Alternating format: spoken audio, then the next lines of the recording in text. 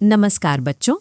आज हम अपनी इतिहास की किताब हमारे अतीत का एक बहुत ही दिलचस्प अध्याय शुरू करने जा रहे हैं। ये है अध्याय 10, जिसका नाम है व्यापारी, राजा और तीर्थयात्री। जैसा कि आप देख सकते हैं, ये अध्याय एक अनोखी कहानी है। जगनी के मेले से शुरू होती व्यापार, रेशम मार्ग और भक्ति की एक ऐतिहासिक कहानी। आपकी एनसीईआरटी की किताब इस अध्याय की शुरुआत एक छोटी सी लड़की जगनी की कहानी से करती है, जो अपने गांव के मेले को देखकर हैरान होती है। उसे लगता है कि ये सारी चीजें यहीं बनती होंगी, लेकिन ये अध्याय हमें बताता है कि कैसे हजारों साल पहले भी चीजें दूर दूर से आती जाती थीं। हम जानेंगे कि कैसे पुराने समय में व्यापारी दूर दूर की यात्राएं करते थे, कैसे व्यापार से नए और शक्तिशाली राज्यों का उदय हुआ और कैसे लोग ज्ञान और शांति की खोज में हजारों मील पैदल चलकर तीर्थयात्रा पर निकलते थे। और हाँ, ये याद रखिएगा कि ये पूरा लेक्चर पूरी तरह से आपकी एनसीईआरटी के पाठ्यक्रम पर आधारित है, ताकि आपको अपने स्कूल के सिलेबस को समझने में पूरी मदद मिले। तो चलिए अपनी यात्रा शुरू करते हैं और सबसे पहले समझते हैं कि कैसे दक्षिण भारत व्यापार का एक बड़ा केंद्र था। व्यापार और दक्षिण भारत का काला सोना। प्राचीन भारत में दक्षिण भारत का क्षेत्र अपने भूगोल और प्राकृतिक संसाधनों के कारण व्यापार का एक बहुत बड़ा केंद्र था। इसके लंबे समुद्र तट और कीमती मसालों ने इसे दुनिया भर के व्यापारियों के लिए एक आकर्षक जगह बना दिया था। दक्षिण भारत मुख्य रूप से सोना, कीमती पत्थरों और मसालों के लिए पूरी दुनिया में प्रसिद्ध था। मसालों में भी एक चीज सबसे खास थी, काली मिर्च। क्या आप अंदाजा लगा सकते हैं कि काली मिर्च को काला सोना क्यों कहते होंगे? रोमन साम्राज्य में काली मिर्च की मांग इतनी ज्यादा थी कि लोग इसके लिए कोई भी कीमत चुकाने को तैयार थे। इसकी कीमत सोने जितनी मानी जाती थी और इसीलिए इसे काला सोना कहा जाता था। ये सिर्फ एक मसाला नहीं, बल्कि समृद्धि और प्रतिष्ठा का प्रतीक बन गया था। व्यापारी इन कीमती सामानों को समुद्र के जहाज़ों और सड़कों के रास्ते से रोम तक पहुंचाते थे। पर हमें कैसे पता चलता है कि ये व्यापार इतना बड़ा था? इसका सबसे बड़ा सबूत है ये दिख रहे सिक्के। दक्षिण भारत में खुदाई के दौरान रोमन साम्राज्य के बहुत सारे सोने के सिक्के मिले हैं। सोचिए, भारत की जमीन में हजारों किलोमीटर दूर के रोमन साम्राज्य के सिक्के मिलना इस बात का जीता जागता सबूत है कि ये कोई छोटा मोटा व्यापार नहीं था, बल्कि दोनों सभ्यताओं के बीच एक गहरा और बहुत ही फायदेमंद रिश्ता था। लेकिन व्यापारी इतनी लंबी समुद्री यात्राएं करते कैसे थे? आइए अब उन समुद्री रास्तों और नाविकों की चतुराई के बारे में जानते हैं। समुद्री रास्ते और मानसूनी हवाएं। प्राचीन काल में समुद्री यात्रा बहुत मुश्किल और खतरनाक होती थी, लेकिन मानसूनी हवाओं की खोज ने इसमें क्रांति ला दी। इस खोज ने न केवल यात्रा को तेज बनाया, बल्कि लंबी दूरी के समुद्री व्यापार को भी संभव बना दिया, जिससे दुनिया एक दूसरे के और करीब आ गई। प्राचीन नाविक बहुत चतुर थे। उन्होंने प्रकृति के संकेतों को समझना सीख लिया था। उन्होंने यात्रा के लिए मानसूनी हवाओं का फायदा उठाना सीख लिया था। वे जानते थे कि दक्षिणी पश्चिमी मानसून की हवाओं के साथ वे अरब सागर को बहुत तेजी से पार कर सकते हैं। इन हवाओं के सहारे वे अफ्रीका या अरब के पूर्वी तट से भारत के पश्चिमी तट पर जल्दी पहुंच जाते थे। जब इन तेज हवाओं का उपयोग बढ़ा, तो समुद्री तूफानों का सामना करने के लिए और भी मजबूत जहाज़ों का निर्माण किया गया। उस समय के व्यापार की समृद्धि का एक शानदार उदाहरण है पोहारपत्तन, जिसे कावेरीपट्टिनम भी कहते हैं। संगम कविताओं में इस व्यस्त बंदरगाह का बहुत सुंदर वर्णन मिलता है। यहाँ दूर दूर से जहाज़ों पर सामान आता था, जैसे तेज तर्रार घोड़े, मसालों की रानी काली मिर्च, हिमालय से लाई गई रत्न और सोना, और दक्षिण भारत के समुद्र से निकले मोती। ये दिखाता है कि पोहार उस समय कितना बड़ा और अंतर्राष्ट्रीय व्यापार का केंद्र था। व्यापार से जो धन आता था, उससे दक्षिण में कई शक्तिशाली राजवंशों का उदय हुआ। चलिए अब उन 3 प्रमुख मुखियाओं के बारे में जानते हैं। मूवेंदार, दक्षिण के 3 मुखिया। संगम साहित्य हमें दक्षिण भारत के 3 शक्तिशाली शासक परिवारों के बारे में बताता है, जिन्हें सामूहिक रूप से मूवेंदार कहा जाता था। ये शब्द सिर्फ राजाओं के लिए नहीं, बल्कि उनके पूरे प्रभुत्व और शक्ति का प्रतीक था। मूवेंदार एक तमिल शब्द है जिसका अर्थ है 3 मुखिया। संगम काल में इस शब्द का प्रयोग 3 सबसे शक्तिशाली राजवंशों के लिए किया जाता था, चोल, चेर और पांड्य। इन 3 मुखियाओं में सबसे पहले थे चोल, जिनका मुख्य केंद्र था पोहार, जो एक बहुत बड़ा बंदरगाह यानी पोर्ट था। फिर थे पांड्य, जिनकी राजधानी मदुरई थी, जो संस्कृति का एक प्रसिद्ध केंद्र था। और तीसरे थे चेर, जिनका शासन पश्चिमी तट पर था, जो मसालों के व्यापार के लिए मशहूर था। इन मुखियाओं की राजस्व प्रणाली आज की टैक्स प्रणाली से बहुत अलग थी। वो नियमित कर के बजाय उपहारों की मांग करते थे। ये आज की टैक्स प्रणाली से बहुत अलग था। ये एक तरह का व्यक्तिगत संबंध था राजा और प्रजा के बीच, जहां राजा की शक्ति नियमित कर वसूली से नहीं बल्कि सरदारों से मिले उपहारों और समर्थन पर निर्भर करती थी। वे इन उपहारों में से कुछ अपने पास रखते थे और बाकी अपने समर्थकों, परिवार और सैनिकों में बांट देते थे। मूवेंदार के बाद दक्षिण में एक और शक्तिशाली राजवंश का उदय हुआ, जिन्हें हम सातवाहन के नाम से जानते हैं। सातवाहन, दक्षिणापथ के स्वामी। मूवेंदार के लगभग 200 साल बाद पश्चिमी भारत में सातवाहन वंश का उदय हुआ। उन्होंने न केवल एक विशाल साम्राज्य बनाया, बल्कि दक्षिण भारत की ओर जाने वाले महत्वपूर्ण व्यापारिक मार्गों पर भी अपना नियंत्रण स्थापित किया। सातवाहन वंश के सबसे शक्तिशाली और प्रसिद्ध राजा गौतमी पुत्र श्री सातकर्णी थे। हमें उनके बारे में जानकारी उनकी मां गौतमी बलश्री द्वारा लिखवाए गए एक अभिलेख यानी इंस्क्रिप्शन से मिलती है। एक मां अपने बेटे के लिए अभिलेख क्यों लिखवाएगी? सोचिए, इससे हमें उस राजा के बारे में कितनी महत्वपूर्ण जानकारी मिलती है। गौतमी पुत्र श्री सातकर्णी को दक्षिणापथ का स्वामी कहा जाता था। इस उपाधि का शाब्दिक अर्थ है दक्षिण की ओर जाने वाला रास्ता। असल में इसका मतलब था कि उनका पूरे दक्षिणी क्षेत्र की ओर जाने वाले व्यापारिक मार्ग पर नियंत्रण था। जो भी व्यापारी इस रास्ते से गुजरता था, उसे सातवाहनों को कर देना पड़ता था, जिससे वे बहुत शक्तिशाली और अमीर हो गए। अपने प्रभुत्व को और बढ़ाने के लिए उन्होंने पूर्वी, पश्चिमी तथा दक्षिणी तटों पर अपनी सेनाएं भेजी और इन क्षेत्रों पर भी अपना अधिकार स्थापित किया। जिस तरह दक्षिण में समुद्री मार्ग महत्वपूर्ण थे, उसी तरह जमीन पर एक ऐसा रास्ता था जो पूरी दुनिया के लिए बहुत कीमती था, रेशम मार्ग। चलिए अब उसकी कहानी जानते हैं। रेशम मार्ग की कहानी। बच्चों, सिल्क रूट सिर्फ एक रास्ता नहीं था, ये प्राचीन दुनिया की धमनियों जैसा था, जिसमें सिर्फ रेशम और मसाले ही नहीं बल्कि ज्ञान, धर्म, कला और नए नए विचार भी बहते थे। इसने पूर्व को पश्चिम से ऐसे जोड़ा जैसे पहले कभी नहीं हुआ था। रेशम बनाने की कला बहुत कीमती और रहस्यमयी थी। ये तकनीक सबसे पहले चीन में लगभग 7000 साल पहले खोजी गई थी, लेकिन चीन ने इस तकनीक को हजारों सालों तक बाकी दुनिया से एक रहस्य बनाकर रखा। जब चीन के व्यापारी इस कीमती रेशमी कपड़े को लेकर पैदल, घोड़ों या ऊंटों पर बैठकर दूर दूर के देशों में जाने लगे, तो जिन खतरनाक और लंबे रास्तों से वे गुजरते थे, उन्हीं रास्तों को रेशम मार्ग यानी सिल्क रूट कहा जाने लगा। जैसा कि आप नक्शे में देख सकते हैं, ये मार्ग चीन को मध्य एशिया, भारत और पश्चिम में रोमन साम्राज्य तक से जोड़ता था। रेशम इतना कीमती इसलिए था क्योंकि ये बहुत मुलायम, चमकदार और सुंदर होता था। लगभग 2000 साल पहले रोम के अमीर लोगों में रेशमी कपड़े पहनना एक फैशन बन गया था। इस वजह से इसकी मांग आसमान छूने लगी और ये सोने चांदी की तरह कीमती हो गया। इस कीमती मार्ग पर नियंत्रण करना किसी भी राजा के लिए बहुत फायदेमंद था, और ये काम सबसे अच्छे तरीके से किया कुषाणों ने। कुषाणों ने इस मार्ग पर सबसे सफल नियंत्रण रखा। वे इस रास्ते से गुजरने वाले व्यापारियों से कर वसूलते थे, जिससे वे बहुत अमीर और शक्तिशाली बन गए। तो ये कुषाण कौन थे जिन्होंने इतने महत्वपूर्ण मार्ग पर नियंत्रण किया? आइए उनके सबसे प्रसिद्ध शासक कनिष्क के बारे में जानते हैं। कुषाण और कनिष्क। कुषाण मध्य एशिया से आए थे और उन्होंने भारतीय उपमहाद्वीप के एक बड़े हिस्से पर अपना साम्राज्य स्थापित किया। वे भारत और मध्य एशिया के बीच एक सांस्कृतिक पुल की तरह थे, जिन्होंने व्यापार और धर्म दोनों को बढ़ावा दिया।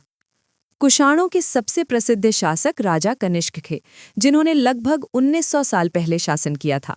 वे न केवल एक महान विजेता थे, बल्कि कला और धर्म के संरक्षक भी थे।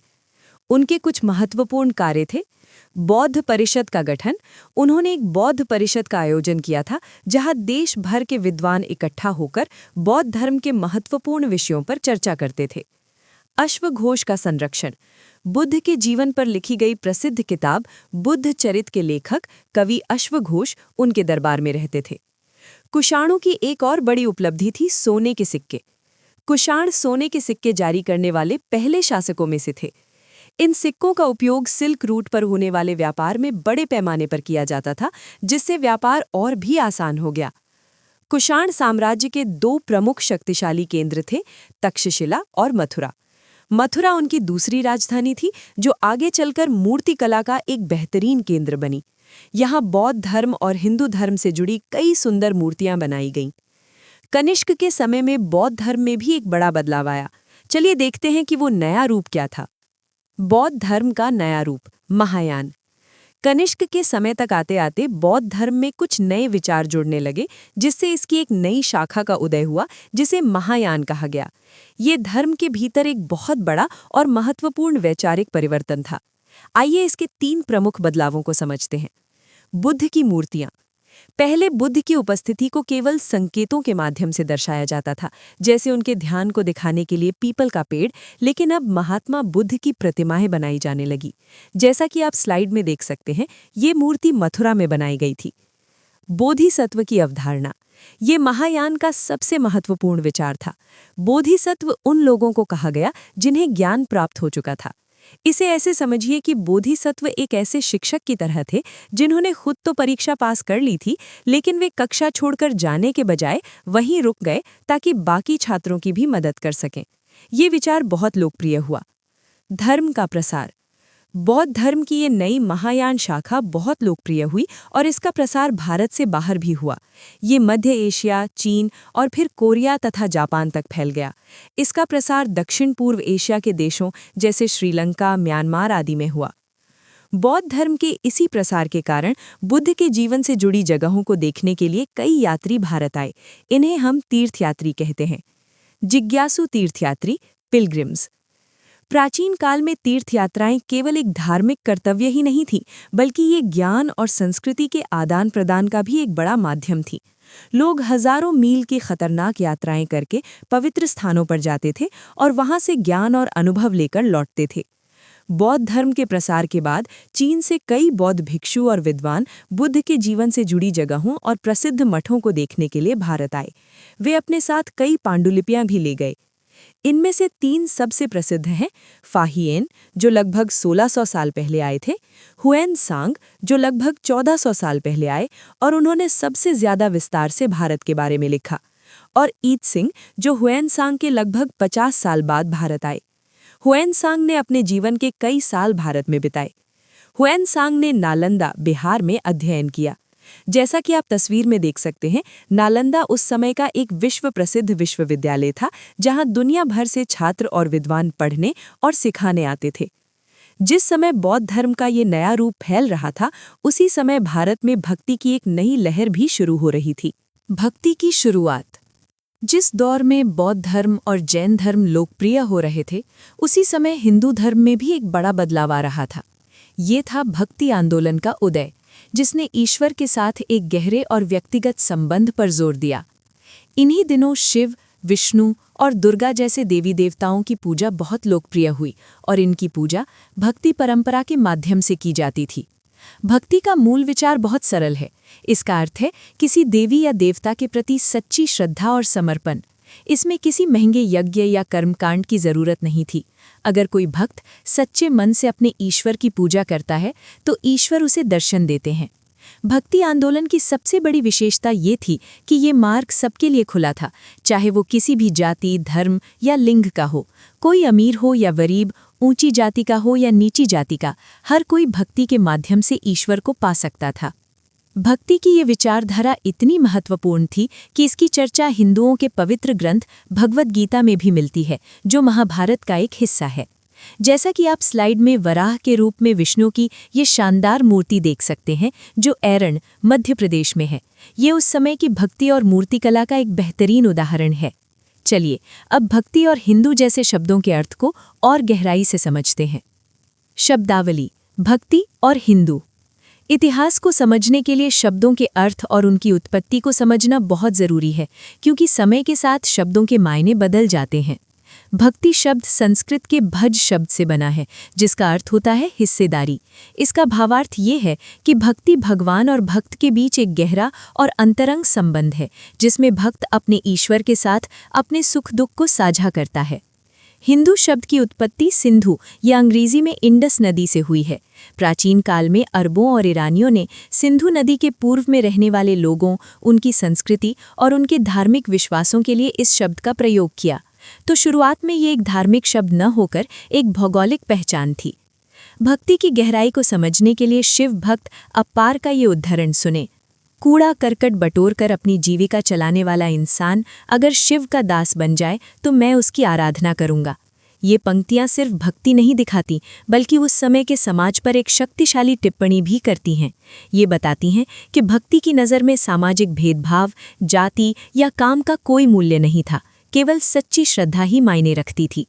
जिस तरह भारत में ये धार्मिक बदलाव हो रहे थे, उसी समय दुनिया के दूसरे हिस्से यानी पश्चिमी एशिया में एक नए धर्म का उदय हुआ था। अन्यत्र ईसाई धर्म का उदय। जैसा कि हम जानते हैं, इतिहास केवल एक देश का नहीं होता बल्कि पूरी दुनिया एक दूसरे से जुड़ी होती है। जिस समय भारत में कुषाण और भक्ति का विकास हो रहा था, उसी समय पश्चिमी एशिया में ईसाई धर्म का उदय हुआ।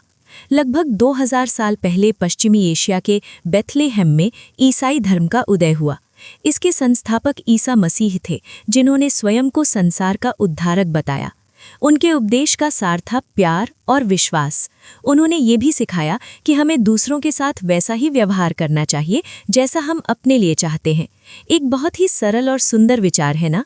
उनकी शिक्षाएं पवित्र ग्रंथ बाइबल में मिलती हैं।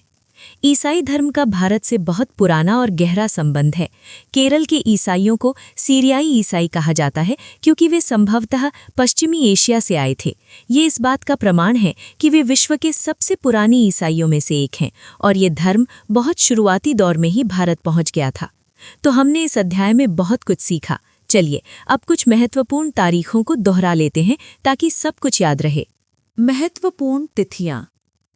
इतिहास की घटनाओं को सही क्रम में याद रखने के लिए समय रेखा या तिथियां बहुत महत्वपूर्ण होती हैं। आइए इस अध्याय की कुछ प्रमुख तारीखों पर एक नज़र डालते हैं। 7000 साल पहले चीन में रेशम बनाने की कला की खोज हुई। 300 साल पहले दक्षिण भारत में चोल, चेर तथा पांड्य यानी मूवेंदर का शासन था। 2000 साल पहले सिल्क रूट पर कुषाणों का शासन स्थापित हुआ। 1900 साल पहले महान कुषाण शासक कनिष्क का शासनकाल था। 1600 साल पहले चीनी तीर्थयात्री फाशियन का भारत आगमन हुआ। 1400 साल पहले एक और प्रसिद्ध चीनी यात्री हुएन त्सांग की भारत यात्रा हुई। इन सभी बातों से हम इस अध्याय के क्या निष्कर्ष निकाल सकते हैं? चलिए देखते हैं। तो बच्चों, इस पूरे अध्याय को पढ़ने के बाद हम ये कह सकते हैं कि प्राचीन भारत केवल एक भौगोलिक क्षेत्र नहीं बल्कि विचारों, व्यापार और धर्म का एक वैश्विक संगम था। इसका अर्थ ये है कि भारत केवल जमीन का एक टुकड़ा नहीं था बल्कि एक ऐसा चौराहा था जहां दुनिया भर के लोग और विचार आकर मिलते थे। याद रखिए, इस कहानी के 3 नायक हैं। व्यापारी जो समृद्धि लेकर आए, राजा जिन्होंने उन रास्तों पर शासन कर शक्तिशाली साम्राज्य बनाए, और तीर्थयात्री जिन्होंने ज्ञान और विश्वास की खोज में दुनिया को जोड़ा। इन तीनों ने मिलकर ही उस प्राचीन भारत का निर्माण किया जो दुनिया से गहराई से जुड़ा हुआ था। अब अगर आपके कोई प्रश्न हैं तो आप पूछ सकते हैं।